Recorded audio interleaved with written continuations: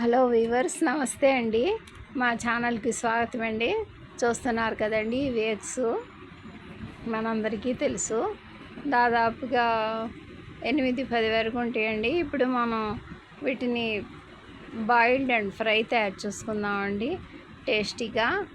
ఈ ఎగ్స్ మొత్తం చేయనండి, ఓన్లీ 3 ఎగ్స్ని మాత్రం బాయిల్ చేసి వాటిని ఫ్రై చేస్తానండి. చూస్తున్నారు కదా, వాటర్లో ఈ విధంగా ఎగ్స్ బాయిల్ అవుతున్నాయండి. ఓన్లీ వాటర్ అండి. ఈ 3 ఎగ్స్ని చక్కగా బాయిల్ చేద్దామండి. ఒక 5 నిమిషాల పాటు పైన కవర్ యాడ్ చేసి బాయిల్ చేస్తే తొందరగా అవుతాయండి. చూస్తున్నారు కదా, ఆ ఎగ్స్ పీల్స్ అన్నీ తీసేసి ఈ విధంగా 6 పీసెస్ లాగా ఎగ్స్ని కట్ చేసి పక్కన పెట్టానండి.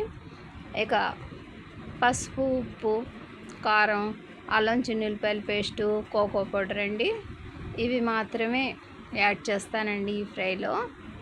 ఈ విధంగా మన ఎగ్స్ కటింగ్ అక్కడ పక్కన పెట్టానండి.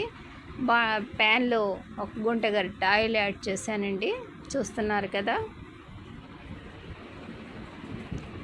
ఆయిల్ కొద్దిగా వేడెక్కాక ముందుగా అల్లం చిన్నులపాయల పేస్టు 1/2 స్పూన్ వరకు యాడ్ చేశానండి. ఒక్క నిమిషం తర్వాత పసుపు, ఆ తర్వాత ఉప్పు, కోకో పౌడర్, ఈ విధంగా అన్నీ మిక్స్ చేస్తున్నానండి. ఇక నెక్స్ట్ రెడ్ చిల్లీ పౌడర్ కూడా యాడ్ చేసేస్తున్నానండి. అన్నీ 1/2 స్పూన్ వరకు యాడ్ చేశానండి. హెచ్చు తగ్గులుంటే మళ్ళీ మనం చేర్చుకోవచ్చు కదండి, అందుకని చెప్పేసి. ఇక ఎగ్స్ని ఈ విధంగా అందులో ఫ్రై అవుతున్న పేస్ట్లో ఈ విధంగా అదేనండి బార్లాగా పెట్టేశానండి అన్నీ 6 పీసెస్ని. చూస్తున్నారు కదా,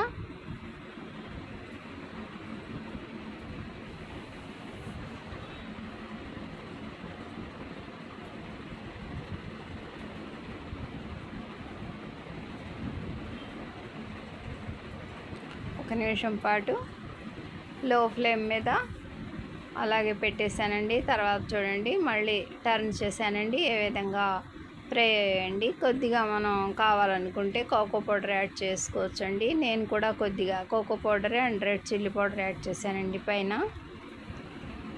చూస్తున్నారు కదా, వెరీ సింపుల్ ప్రాసెస్తో మన ఈ ఎగ్స్ ఫ్రై రెడీ అయిపోయిందండి దాదాపుగా. చూస్తున్నారు కదా, న్యాచురల్గా టేస్టీగా మనం ఈ ఫ్రై తయారు చేసుకున్నామండి. బై అండి.